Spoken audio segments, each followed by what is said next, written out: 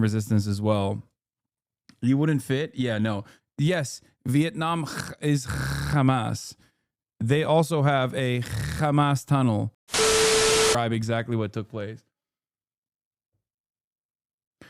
In any case, it's Victory Day. And what do I mean by this? We are talking about violent resistance against colonial occupation, violent resistance against American colonial occupation, American imperialist occupation. The country I'm talking about is Vietnam. This is a video that I've been meaning to watch for some time now, and I think this is a perfect time to watch it. From Uncivilized, How Vietnam Teaches Palestine to Fight Invaders. Now, the reason why I think it's an interesting video is because you might notice some similar patterns here. I'm actually very interested in talking about the propaganda surrounding the Viet Cong in American news, because as you know, the North Vietnamese Liberation Front was comprised of numerous different entities, and it was broadly defined as Viet Cong by, Westerners. And what's interesting about it was that they, of course, were also, doing battle in southern Vietnam. Southern Vietnam was where the overwhelming majority of bombs were dropped by the United States of America, despite the fact that southern Vietnam was also de facto a puppet state for the United States of America, led by a psychotic freak. Okay? A psychotic freak that was very unpopular and was engaging in a mass torture regime. Now, today is Vietnamese Liberation Day, Reunification Day, whatever you want to call it. It is the day where the northern Vietnamese forces finally were able to push the American imperialists out of the country and unite the nation under the beautiful banner of communism, under the watchful eye of Uncle Ho Chi Minh, who I think he passed away like right before reunification, right? Am I wrong? I might be getting the dates wrong. When did Uncle Ho pass?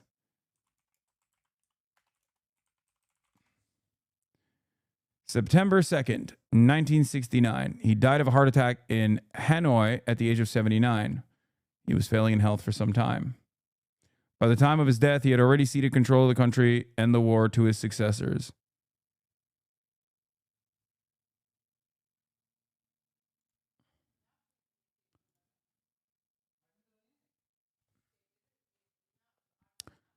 All right. Let's continue. About the story of Vietnam. There's something about the story of Vietnam. He died the day it was liberated after he tried to do the stanky leg in celebration. Okay, shut up. The story of a country that fought and defeated countless Goliaths. Theirs is a people's army. Going up against mighty armies, using guerrilla warfare and tunnels. Your past, which is these tunnels, is your present. Is our present. To fight for their liberation and achieving it. You see the lotus?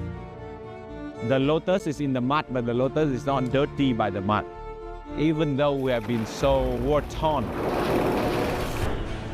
we are not punished by it. Wow. While our people are still fighting our own Goliath, we wanted to learn, how did the Vietnamese do it? And what happens once this Goliath is taken down? This is different. What does a national identity built on liberation and resistance look like when the country's at peace? And is Vietnam really at peace? There's a new disturbance of the peace. And it's this. We traveled to Hanoi in the north and Saigon in the south with our friend Huyen. Didn't expect this heavy shit this year. To explore Vietnam's story of liberation and the story it's writing now. Rolling. So we're in Hanoi, your hometown. We're calling Grabs, which is a motorcycle, basically taxi. Yeah. And when you called the guy, what did he say to you? He said đồng chí, which means comrade. Comrade, he called you comrade. I love that. Comrade. I forgot that's how we address each other here. You've been Hanoi. gone for too long. I've been in Saigon for too long.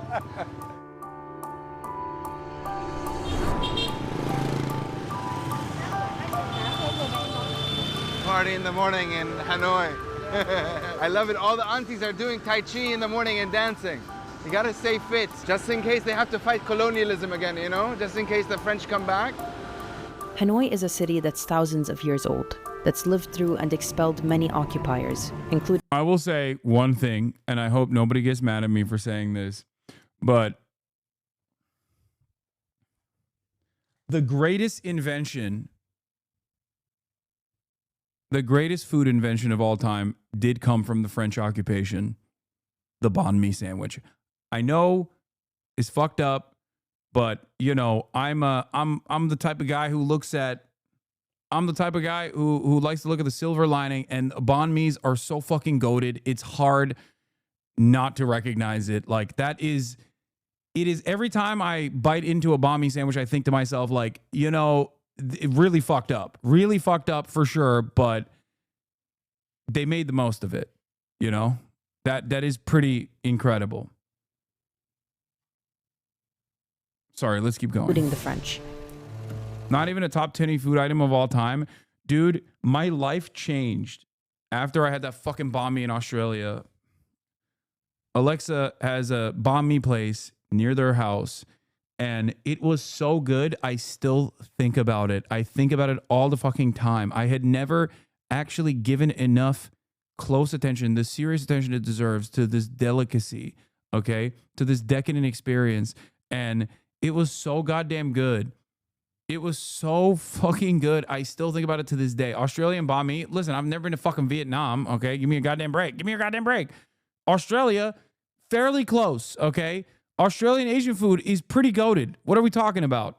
There's hella Asians in Australia.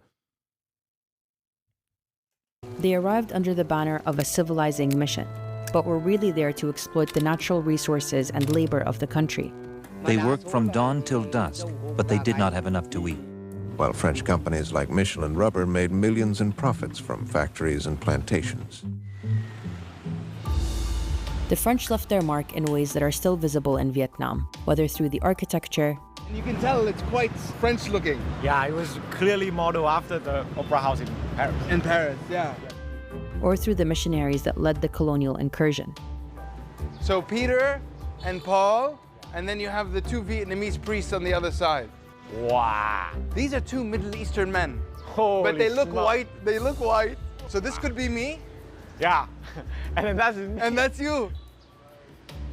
This is colonialism in a nutshell. And then there's the ways the Vietnamese incorporated that French influence into their culture. The banh mi. Bang means pang in French. Which is bread. Bread. And this one has egg. Right, she said eggs. Meat. Had meat, so pâté. And pâté. Pâté, right, which is French. Very French. Right. Okay. You take a bite. You have no, the so our culture, we have the guests have the first bite. Okay. Okay, you get Okay, a here we bite. go. Yeah. Right. And you can begin to differentiate the different tastes, right? Yeah. Very tasty. Very tasty. Very tasty, huh? Telling stories like this wouldn't be possible without our supporters on Patreon. To help us continue doing this work, you can join as a paid member and get access to exclusive content and unseen footage from episodes like this.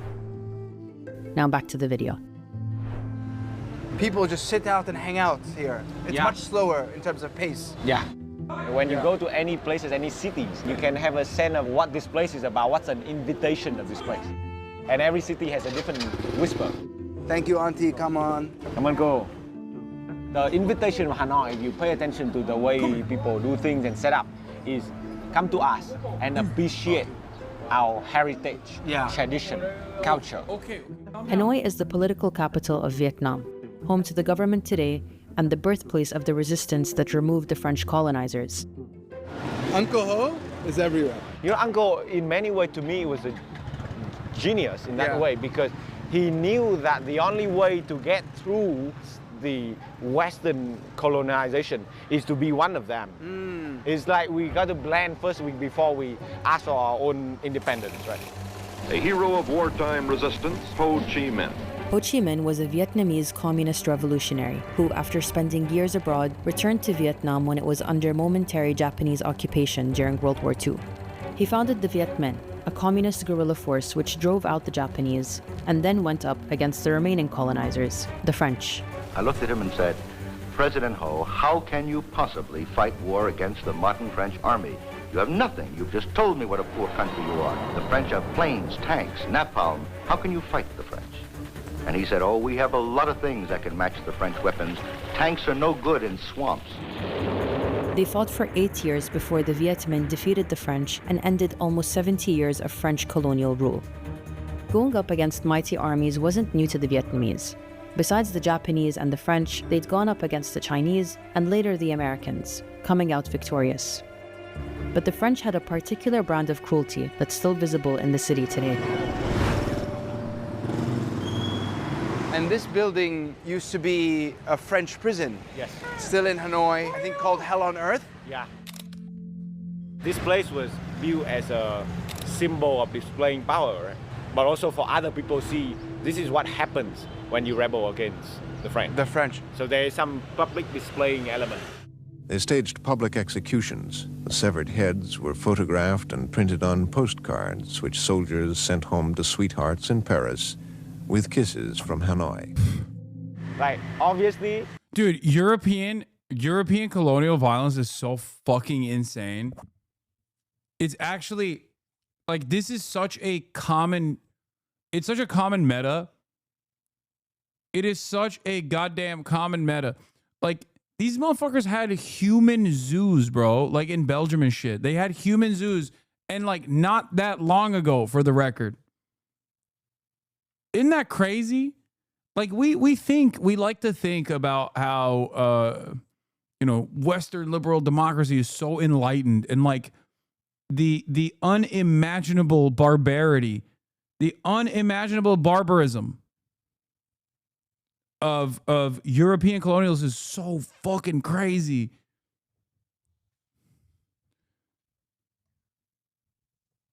It's so fucked up. It's like, dude, that is so much more barbaric than like anything people claim any fucking anti-colonial resistance force has ever done.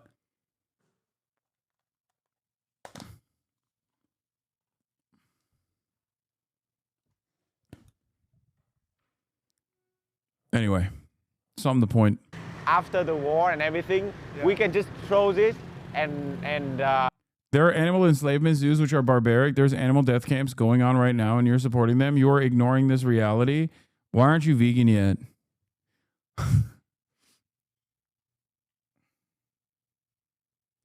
Yes, dude. I'm doing a chicken holocaust, okay? Every day up in here. It's the same. I'm a speciesist, brother. I am a speciesist. And so are you. Vegans get in their own way because normally we haven't had like a lot of vegan chirps. We haven't had a lot of vegan chirps in this community in quite a while. Old heads remember Austinox is the OG vegan chirper, by the way. Vegans suck because they're objectively right. No. They are morally correct in terms of environmental concerns. They're perhaps correct in terms of I don't know, like animal welfare in general. But if you meet someone who just goes, "I'm a speciesist," I feel like it's the ultimate counter. You went to war with Bao? Oh my God, that was such a long time ago. Holy shit.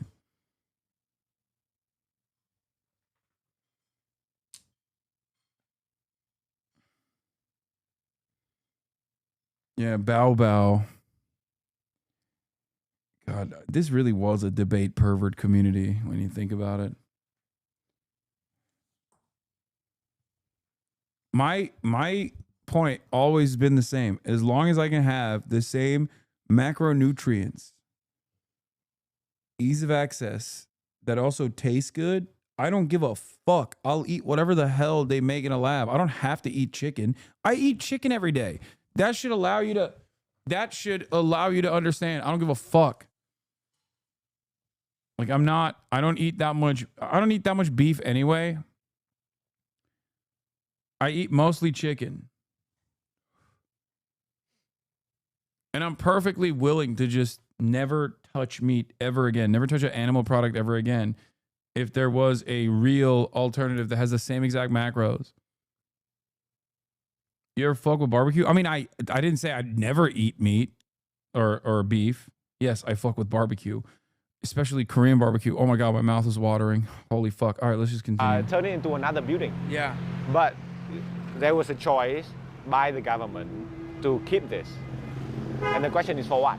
This is fascinating for me because as a Palestinian, Yeah. I see this. I'm still fighting my fight against colonialism now, Yeah, right? like- and I see this and I'm like, wow, this is, they liberated themselves from the French Yeah. and the Japanese Yeah. and the Chinese Yeah. and the Americans. And this is a symbol of it because Yeah. it was on hell on earth, Correct. right? Hell on earth.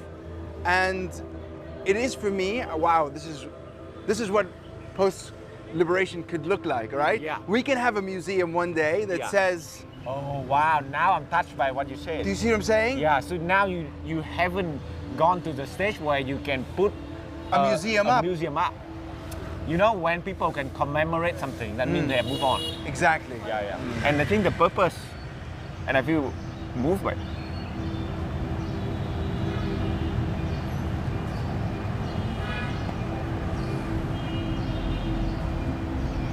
Is that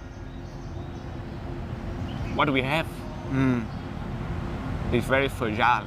And we want to remind ourselves that what we have is very fragile and it can change again. Yeah.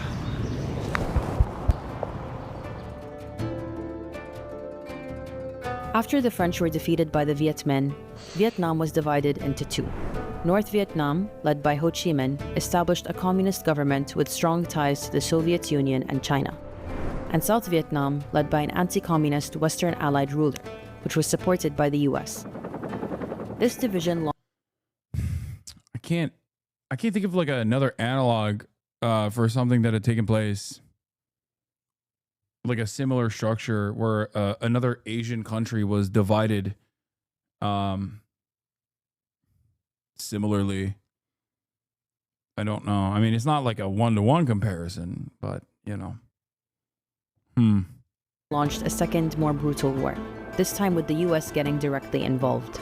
If the United States now were to throw in the towel and come home, and the communists took over South Vietnam, then all over Southeast Asia, all over the Pacific, in the Mideast, in Europe, in the world, the United States would suffer a blow. The Western world calls it the Vietnam War, but to the Vietnamese, it's known as the Resistance War against America to save the nation.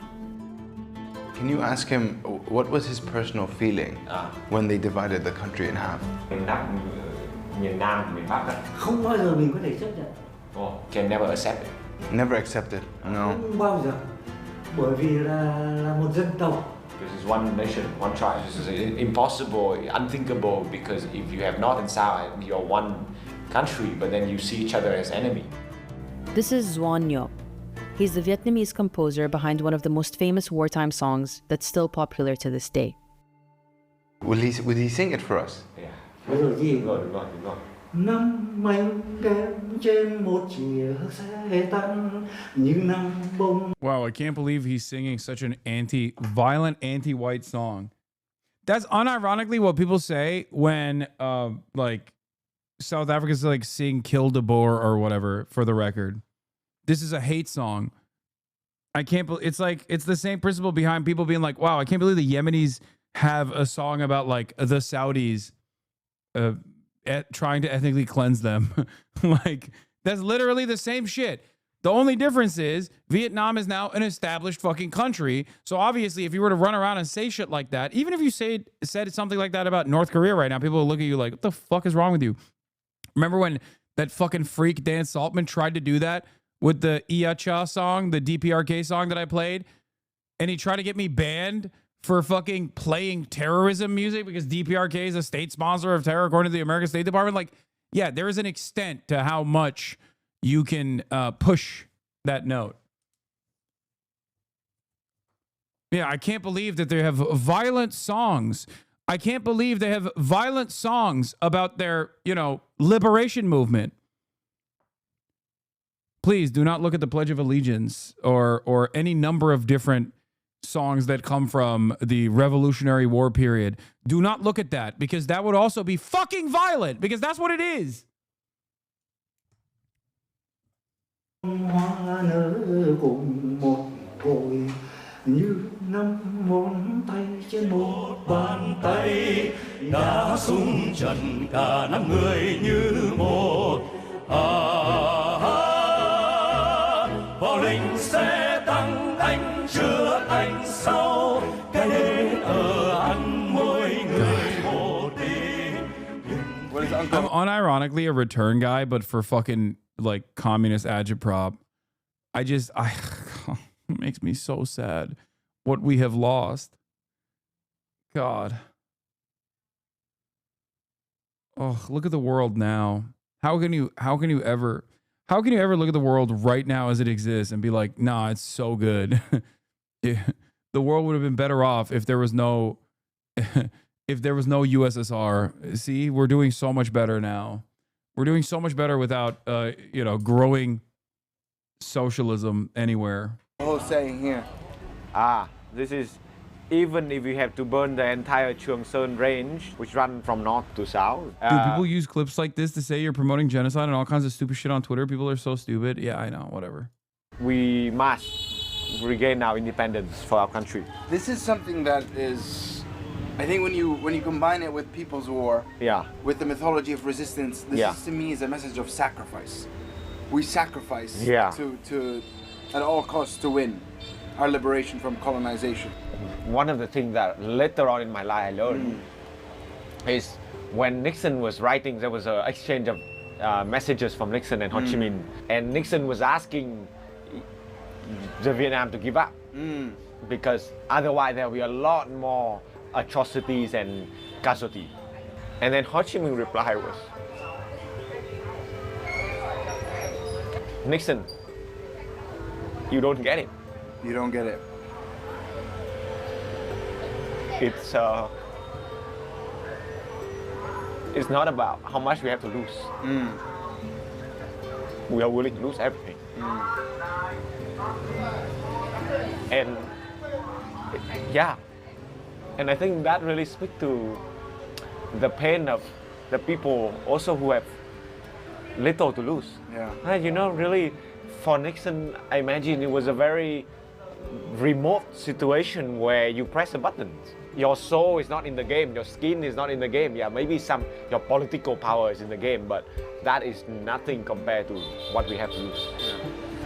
Yeah, this is deep in our collective psyche. Yeah, and as a country, and especially as Hanoi. Yeah. I mean, of course, right, if you lose Hanoi, this is it. This is it. Right, it is the central, compared to the metaphor of the central nervous system, this is the brain. You lose the brain, imagine you lose DC. North Vietnam wanted to reunify the country under communist rule, while South Vietnam, backed by the US, aimed to maintain its independence. In the South, the Viet Cong, a communist insurgency group supported by the North, launched a guerrilla warfare campaign. The war lasted nearly 20 years and became one of the most brutal of the 20th century. I do genuinely believe that if China played the role of the USSR right now, I don't think that the Palestinians would be going through what they're going through. It might be a controversial opinion, but like for all of its faults, all of its failures, the USSR did play an active role as like a pole that the global South could look towards, a North Star that they could look towards away from American imperialism, Western imperialism, and that simply does not exist.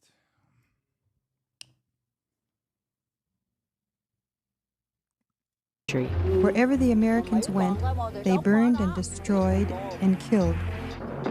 US troops massacred and raped civilians, dropped napalm and white phosphorus, which roasted the skin of victims, and used chemical agents like Agent Orange, which inflicted illness on those exposed. Millions of Vietnamese soldiers and civilians were killed or wounded. The war ended in 1975 when North Vietnamese troops captured Saigon, leading to the reunification of Vietnam. Determined to protect every inch of the socialist country. Yeah, since post the war, post the unification, so it's not just the army soldier, but also the workers and then people from different nations, different tribes and so on. Everybody, right? Yeah.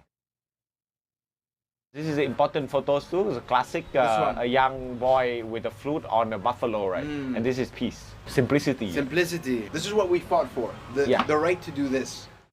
But I think the thing that now I'm questioning is it a peaceful time? Are we in a peaceful time? Yeah, that I don't know, right? On the surface, yes. Yes, there's prosperity. Right. You're not colonized by a foreign power that's invading and occupying. Correct. But you are dealing with another ism that is very powerful. Correct. And that's capitalism. It's gonna be my Grab driver. My Grab driver. In Saigon because I have a bike here.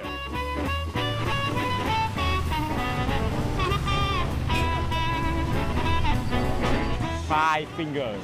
That's what we call it. And then they keep getting more. Right. The Hanoian are proud about the culture and the heritage and the history, 1,000 years old, right? Yeah. And Saigon is relatively... much more influenced by outside forces. Yeah. It seems that Saigon's heart is made of money, and there's nothing that's not for sale. Under the French, Saigon was known as the Paris of the Orient. It was the economic powerhouse and center of commerce and trade. This made it a much more cosmopolitan and diverse city, drawing in more foreigners and making it more westernized. And this continued during the war with the Americans. Good morning, Vietnam! It's the joy and the sorrow of the city too, because you need to throw away a lot of things if you want to be open to new things. I don't think Hanoi understand that. Hanoi hasn't experienced that kind of loss. Yeah, Hanoi experienced a different kind of loss. Different kind of loss, but not like this. Not like this. Despite its appearance on the surface, sprawling beneath the city is its undeniable revolutionary history. We're in the middle of a neighborhood. You can tell everybody's selling something else. Yeah. I mean, if you were here, you wouldn't expect to find a military base for the resistance against the Americans. Yeah, and that's the whole point. This is a very traditional Saigonese home. Yeah. But there's more that meets the eye. Where would the resistance fighters, the liberation fighters, stay? We are not going to be very public about it. Okay. It's here. It's right in the center of the living room. Look at this. And you can barely see, right? You can barely see that it's actually a little bit of a cover up. Oh my God. Look at this. It's a tunnel. It is a tunnel. And you can follow us to... Oh my God, this is amazing. And so this is what's happening in where you are. Yeah. The levels to this are insane. Yes, be careful. It's meant to be tiny. I forget where I read this, but I remember reading something about how like the Vietnamese war fighters like implemented a lot of guerrilla techniques, specifically tunnel warfare, and so did the DPRK. And those techniques have literally been implemented by Iran and also by the Palestinian resistance as well. You wouldn't fit? Yeah, no. Yes, Vietnam is Hamas. They also have a Hamas tunnel. Wow. Wow. Oh my God. This is amazing. It's quite well equipped. It really is. You have everything. Oh yeah, and here so it is. people used to live here and basically spend their entire time here. Yeah. In the 1970s, PLO fighters trained in Vietnam. They translated works by the Vietnamese general Vo Nguyen Giap into Arabic to sharpen their strategy. Palestinian groups like Fatah and PFLP studied the Vietnamese revolution. They saw it as a blueprint for guerrilla warfare against militarily superior Israeli forces, just as Vietnam fought the U.S. Communist-led North Vietnam built ties to the Palestinian Liberation Organization in 1968, years before most countries did. In 1988, Vietnam formally recognized the state of Palestine. Dude, this is part of the reason why America did everything in its power to fucking beef up Israel, and Israel did everything in its power to destroy the secular revolutionary movements amongst the ranks of the Palestinian liberation groups, because they had a fucking network, dude. They had a network. They had a network of people that were organized. They had a network of people that were incredibly well read. Not to say that like people in the current militancy are not well read. They are, but They had a network of people that would span all the way to fucking the Japanese Red Army. As I've talked about before, I was trying to interview former Japanese Red Army people that like famously took over because they do so. They would take over planes like crazy. That was the name of the game. These dudes would constantly take over planes. Back in the day, you could just like bring a gun to a plane. Shit was wild.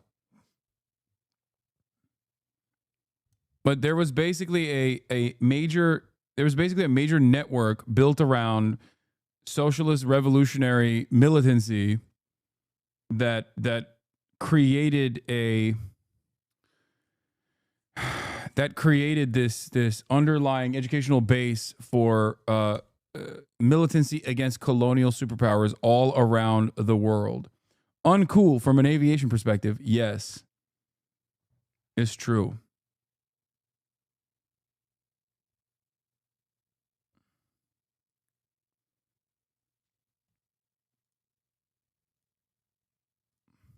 Waiting for the news. Waiting for the news, planning military operations. And I mean, look, I can basically almost touch both walls.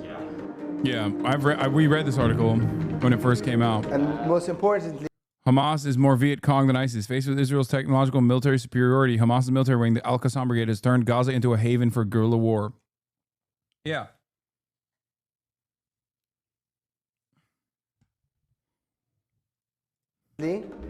Uncle Ho. Uncle Ho. He's a beating Uncle heart. Ho. Like you look at him and you have your morale boosted. And this is why many people were living for it. Yeah. This was the face of the liberation and the face of the raison d'être of the people. Of the people. Wow. Incredible. Holy fuck. The Al-Qassam Brigades, Hamas military wing, have released footage showing an operation to rescue Israeli hostages from a tunnel that was bombed by Israel a few days ago. This video could significantly shift Israeli public opinion regarding the fate of the hostages. No, I don't think it will, considering that this video came out 4 days ago and I have only just now seen it. This is from Rami Abdul, assistant professor of law and finance, chairman of Euromed, Human Rights Monitor. But yeah, I didn't even fucking see this, and I suspect that the reason why I didn't see this is because like they did not publicize this heavily.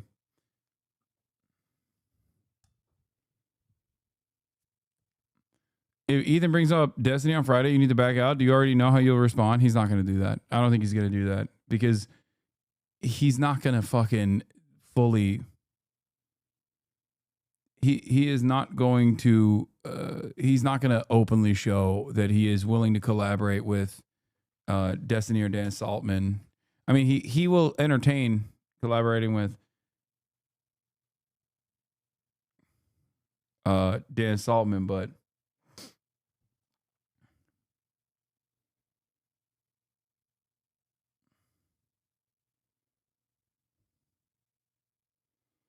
Probably Boner Box. Yeah, I don't have a problem with that. I mean, I don't even have a problem with fucking Destiny or Dan Sullivan. It's just like I can't talk to them while I'm live on Twitch, and I'm not gonna fucking not do this live on Twitch.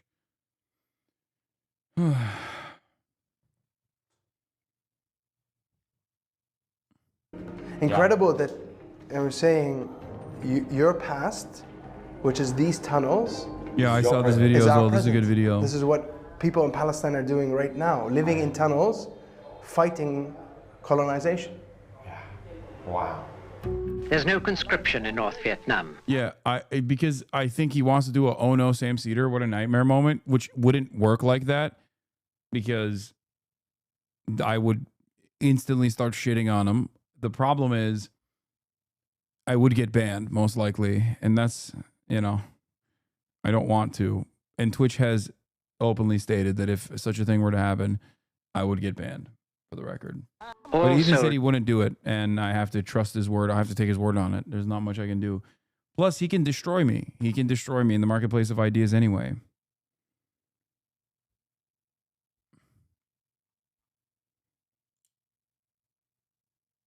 He can destroy me on his own in the marketplace of ideas. He's a brilliant debater. He took down Sam Cedar today.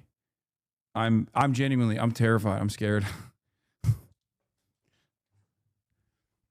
He's smarter than me and hotter. He's got it all. Soldiers are volunteers. It's and on behind Friday, the chatters. army, there's a whole nation at arms. This, then, is a people's war. The US and southern Vietnamese forces were much better equipped, but the Viet Cong had an extensive network of tunnels running through the south. Some networks spanned 200 kilometers through enemy territory and were used to plan and launch attacks, transfer supplies, and provide shelter and communication to guerrilla fighters. War against an elusive enemy. The fact that the Viet Cong were embedded among civilians meant they were a harder enemy to fight. Can you please answer my question comparing DPRK situation to Vietnam when it comes to idolatry or cult of personality? Uncle Ho pictures? What are they, some kind of monarchy? I really don't get why people cut through the Kim Il-sung smearing when they can't recognize that people like Uncle Ho deserve the veneration. Can you please answer my question comparing DPRK situation? Yeah, it's a really easy answer. One became a country that was like completely fucking shut off from the rest of the world. The other one actually won the war. That's the only problem.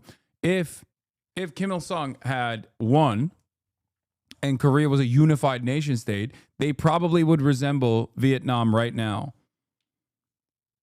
They'd probably be even more advanced than Vietnam at this moment.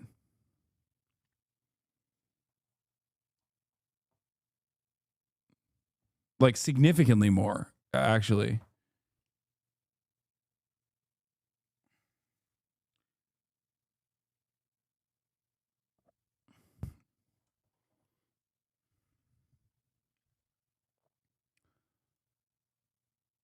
Whether Kim Il-sung was the GOAT, what are you talking about? I'm not disparaging Kim Il-sung. I'm simply talking about the Kim family and you know their way of governance.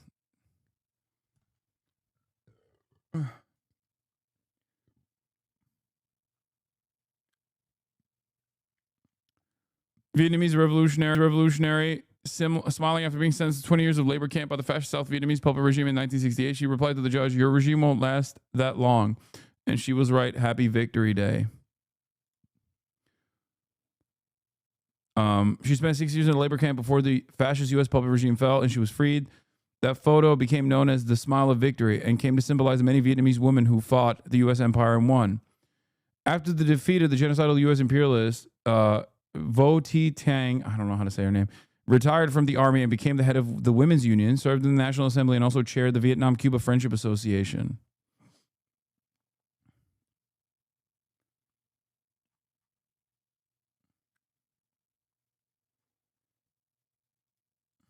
But that also led to the targeting. Like this right here, what I'm doing right here, explaining or showing you the successful methods of guerrilla warfare.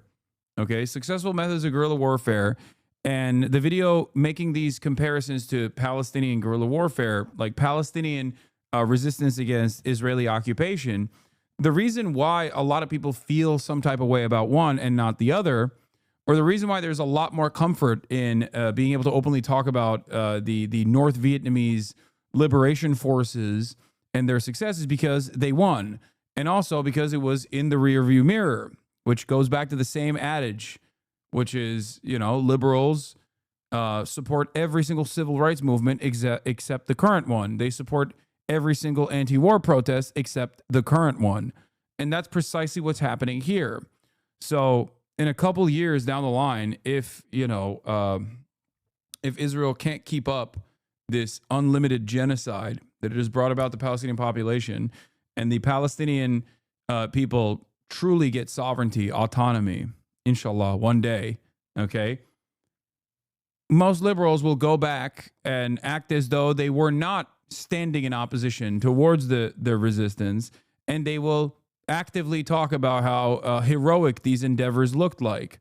Because when you look at instances of violence and war, colonial occupation, as opposed to resistance against said colonial occupation, the unimaginable bloodshed caused by the resistance forces, no matter how traumatizing, no matter how bloody it may be. And October 7 truly is a horrifying incident, okay? But all of that is still nowhere near as horrifying or as bloody as what Israel has done after and what Israel has done before October 7. We're talking about 76 years of brutal occupation. Okay? That's precisely the reason why when you talk about slavery as this, like, you know, this morally repugnant thing, this dark stain in American history, this dark stain in Western history, chattel slavery being what I'm talking about, nobody ever brings up the Nat Turner Rebellion as a serious threat, you know? Like, no one would take you seriously if you were to unironically make the argument that, like, the ANC's militancy, including, like, the church bombing that took place that killed 19 people, or the slave rebellions that took place all around the United States of America, like John Brown being a terrorist. If you were to hyper focus on, like, resistance in that regard and not the major wrong that was caused, the major harm that was committed by the practice of slavery, you would look like you're in defense of slavery. Same goes for how we venerate, and we should venerate, resistance against the Nazi regime. Civilian resistance against Nazi regime is hailed as heroic, understandably, because it was heroic. This is precisely the reason why I always say, like, look, I'm not talking about their domestic affairs. I'm not talking about their day-to-day existence, but in terms of, like, making the occupation and the genocide of the Palestinians costly, the Houthis are on the right side of history, okay? Just on that alone, they are on the correct side. They're on the morally correct side, dare I say, maybe even on the legally correct side. In terms of cutting off supply lines into Israel, that is the appropriate measure to take. It's one of the least consequential, least violent ways of trying to deal with the problem.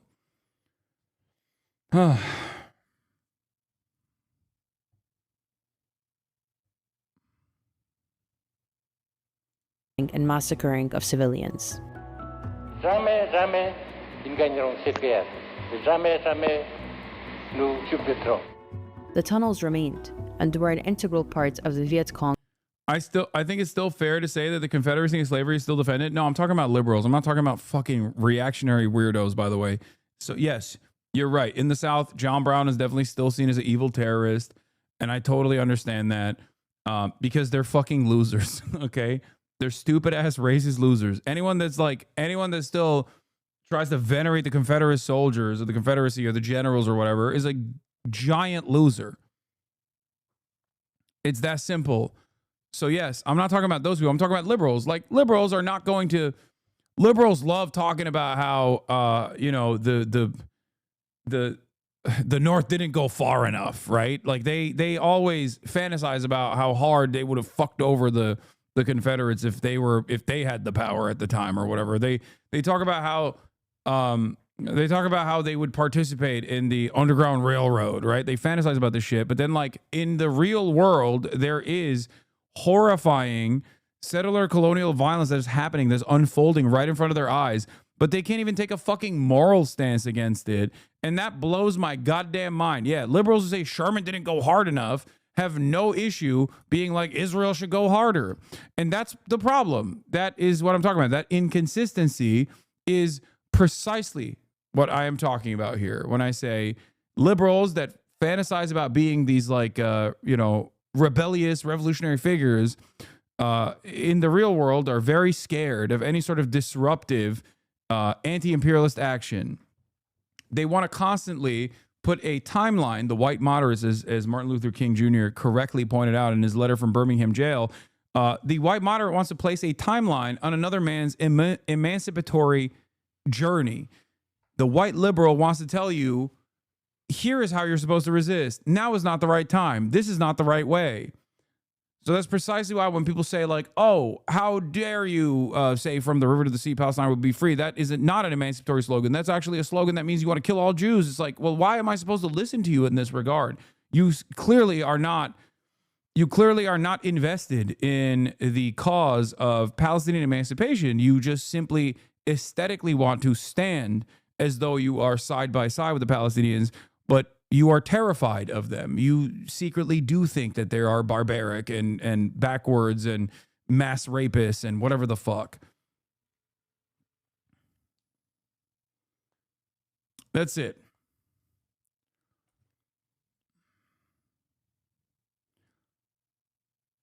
Hong's eventual victory. From the tunnel, there's a ladder, and it's supposed to take you to a bathroom. Thank goodness. Yeah. Otherwise, we'll all die here. Oh my God. Hey guys, what's up? And right next to it here is the bedroom of the house. Yeah. And it's like, I show somebody a video of Nelson Mandela talking about when violence is justified, and an H3 fan responded with a grok summary, still trying to debunk it. Oh my lord. Nobody knows what's happening? No one knows. And it's such a fundamental part, I think, of what we learn about Vietnam. Is this idea of people's war, of guerrilla warfare, but it does not work if the people don't support it. Correct. Because the resistance fighters didn't come from a foreign land. They're from the people. They're our aunts, our uncles, our cousins, our brothers, our sisters, our mothers, our fathers. So naturally, they stay with us. They live amongst. Dude, vanguardist authoritarian tankies do a pretty good job of placing timelines on other people's emancipation/revolutions, though. No, who? What are you talking about? What are you even talking about? Who are you talking about? Who is a vanguardist authoritarian tanky? You're just slapping on words. What the fuck?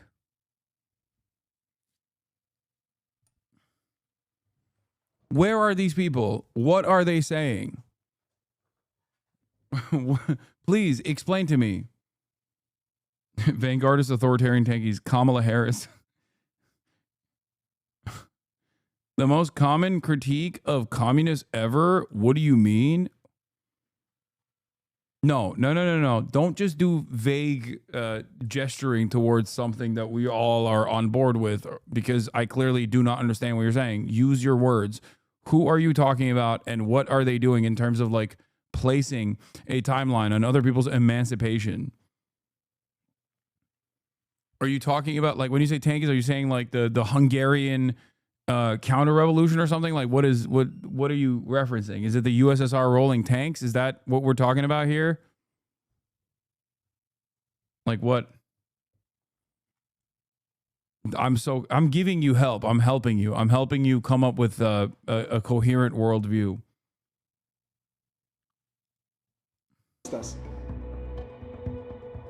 Is the ideology just an ideology of liberation, or is it actually communism? Just think about it, like, people would not fight for communism ideology, but will fight for your brother and your sister. Yeah. People need the... Chat, he's talking about... He's talking about former Minister of Defense of the Soviet Union, the great Marshal Georgy Zhukov, liberating Europe from fascism. Why would you put a timeline on that? That was really fucked up. He's saying, don't do that. Do not liberate the concentration camps. Marshal Zhukov, do not liberate the concentration camps, please. There is a different timeline here of when the concentration camps must be liberated. And you are liberating them too fast, sir. Don't do it. Don't do it, sir. You're liberating them too fast. Too much winning, sir. Don't do it, Zhukov. You must liberate slower. Dude, what is it? Is like the 101 anti-communist position of every non-communist revolutionary, Hasan? I don't know what you are. I'm more confused. Oh, are you saying you are LARPing as an anti-communist? Is that what you're saying? The conviction of... Chatter mad they didn't take all of Germany, leaving the West to suffer. True. A real unification of Germany must have happened.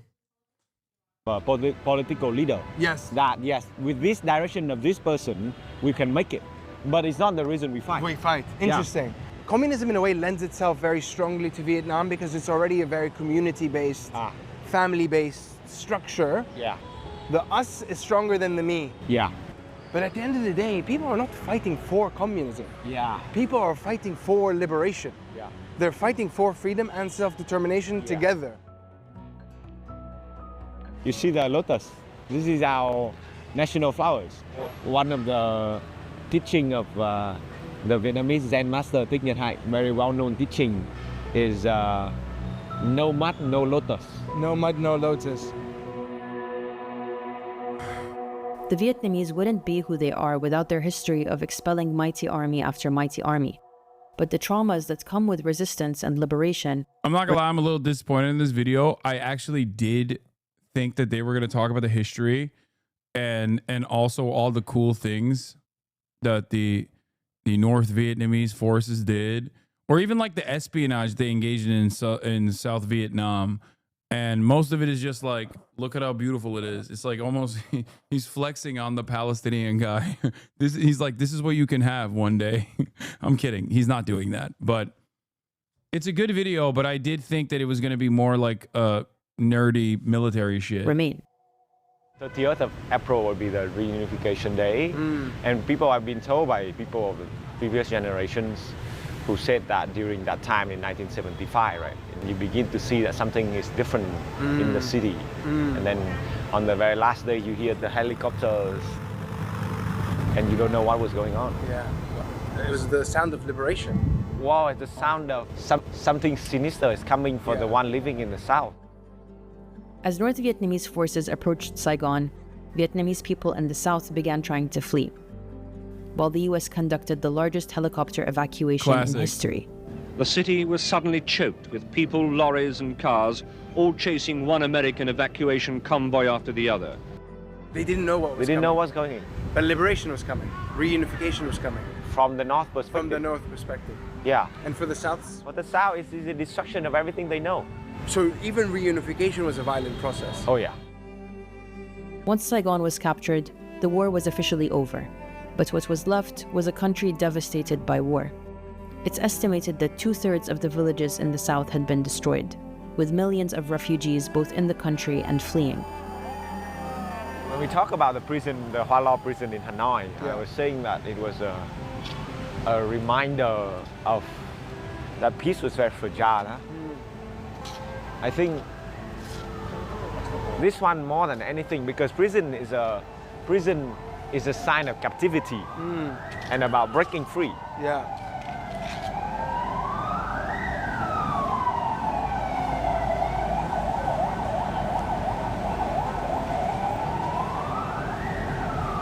This is different.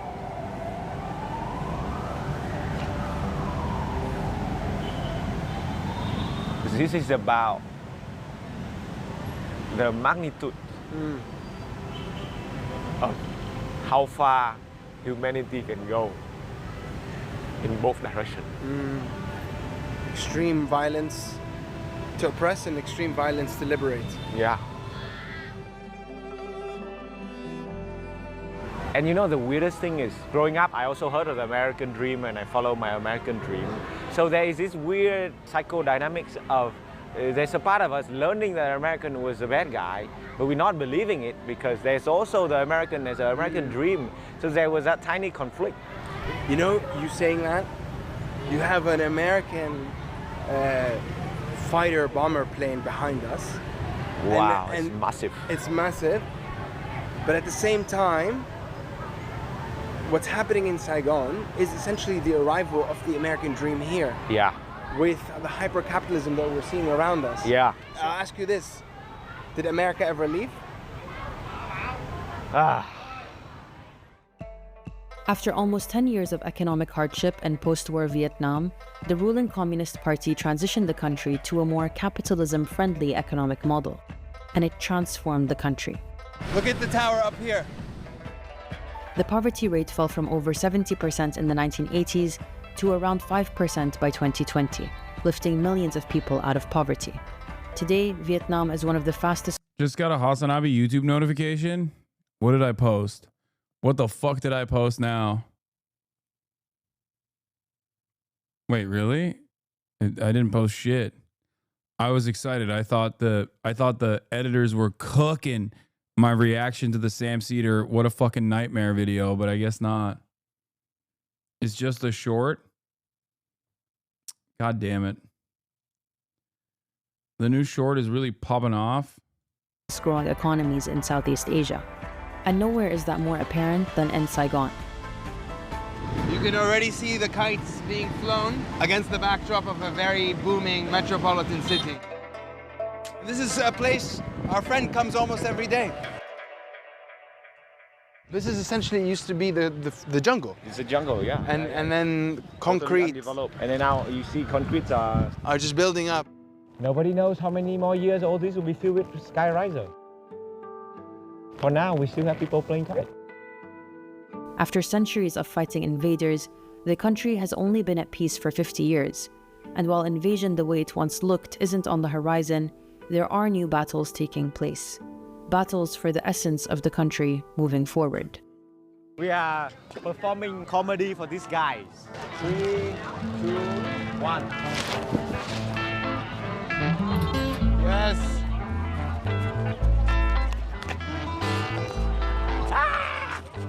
No! Vietnam wasn't free in one day. It took many centuries. That's true. No! I think they just flew at us now. I think so. Do they have any tips for us? No! Keep running!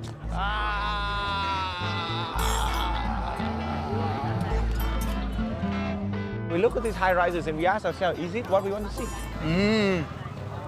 And if we cannot stop that from happening, then at least we can do our thing. Yeah. Like, I don't think my flying kite is revolutionary per se. It is. You're the generations before you fought, so you could be the boy on the buffalo playing your flute. You are the boy playing with the kite now, and now there's a new disturbance of the peace. And it's this. This is the disturbance of the peace. Yes. And this is the restoration of the peace. Exactly. Yeah. Exactly. And you're right. This in itself is an act of defiance. I'm going to come to the park. Yeah. I'm going to slow down. Yes. Because hyper-capitalism is going to drive me to want to produce. Yeah, and do to work. Move and to do work. And meet the deadline. We are protecting the peace that we know is already here. Yeah. And it's not like we are fighting against anybody, but the act of creating a time and a space for this kind of peace is, I find, is a continuation of what we already know. Yeah. It's so beautiful. It is so beautiful, so right? Beautiful. I'm like it's one of it. This is to me is so very moving. magical. It's very magical. So to have the magic and the enchantment return, or not lost. Yeah. This is the protector in me, right? Yeah. You know, Uncle Ho and friends has protected the country. So now we you, protect the essence of it. And you protect the essence of it. I think along my journey from north to south, I learned a lot about what my future could be from your past and present, not just from your past. Yeah. Ahmad Jew used to feel like Israel was necessary and would defend them. Know many people who have fought in the IDF and moved here. Your broadcast has changed my mind over time to full anti-Zionism. When people ask why you repeat yourself about different things, it's sometimes needed to get through to someone. So honestly, thank you. I stopped watching for a while after October 7th, and slowly the wheels started to click into place. You watching The King right now, Lagoat? You should look into the case of Brooke SB versus Elizabeth CC. Crazy. I just got whiplash from heartfelt recognition of having your mind change to you're watching Lagoat not right now. Yeah, no, that is why I do it. That is why I do consistently repeat myself. That's why I repeat myself over and over again, because I know it's worth it. Because somewhere along the way, people will be like, you know what, this motherfucker keeps repeating himself, but like I think he might be right. You know, but that wouldn't go anywhere if it wasn't for the open-mindedness of people like yourself, Chatter. So it's great.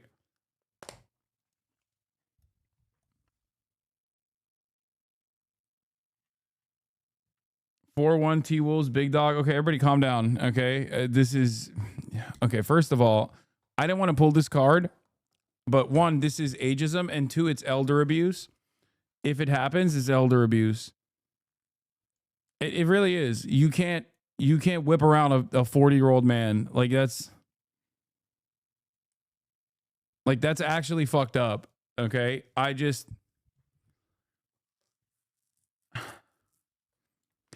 I'm saying it's messed up what people are doing, especially young blood in the NBA, young talent in the NBA that don't step aside and allow kings to thrive when they're in their peak. It's kind of messed up. There's no respect anymore. There is no respect for age any longer. Because what I take with me is not just liberation, but it's how do you build a country post-liberation. Yeah. And I think this has been... Yeah. Yeah, it's been a learning journey. It's been a growing journey. It's been a healing journey because I feel the peace and I feel at ease. And I also feel some of its disturbances. And my wish for you... LeBron is almost a House Oversight Committee age. Okay, chill. Okay, he's not that old, bro. But if he wanted to, he could.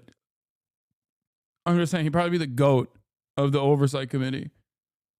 Is to keep that imagination, keep that space of possibilities. Right? Yeah. I think the ultimate act of colonization is a colonizing of the imagination.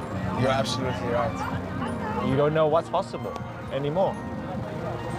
Yeah, radical imagination. Radical imagination. Amazing. Brother. And this is that. It's that. Yeah. This is the kind. Love it. Let's do it. Let's do it. Okay. Ready? 1. This way, yeah. 2, 3.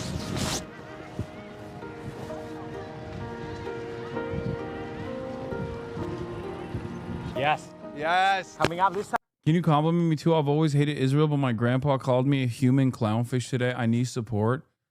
That's awesome. That's such a cool thing. That's like a cool diss to get from grandpa. Respect. Dude, I found this is the funniest compilation anyone's ever put together. I have to show this to you. Inbred hick. Ethan lies that Hasan just calls Jews inbred. In reality, Hasan calls right-wingers inbred, You think Joe Mish? regardless of their ethnicity. Like, this is just a compilation of me calling a bunch of random people inbred, a bunch of random right-wingers inbred in general. Would get this level of clout and prominence if he was just another inbred hick fucking Republican senator from West Virginia? Of course not. I feel like this inbred Nazi didn't just have some le fiery rhetoric against immigration. And that's precisely why we brought in some of the worst inbred fucking tech CEOs you've ever goddamn seen, like Palmer Luckey. Schizo monkey, or simply the fact that you describe people at odds with you as an inbred fucking right-winger. Well, considering your name is Schizo monkey, I'm going to go ahead and assume that you might be a fucking inbred right-winger. You got a toothless, inbred, racist, white supremacist piece of shit. And then it's like, okay, then what's the point of this other than just like purely hating them for being immigrants and for being black? That's it. There is none. Yeah.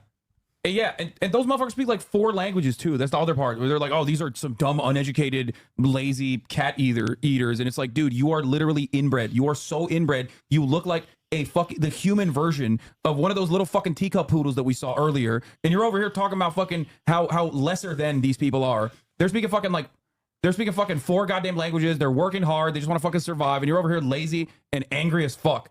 And I'm really glad that they showed up in massive numbers as counter protesters showed up in massive numbers, outweighing the psychopathic inbred fascists. If the goddamn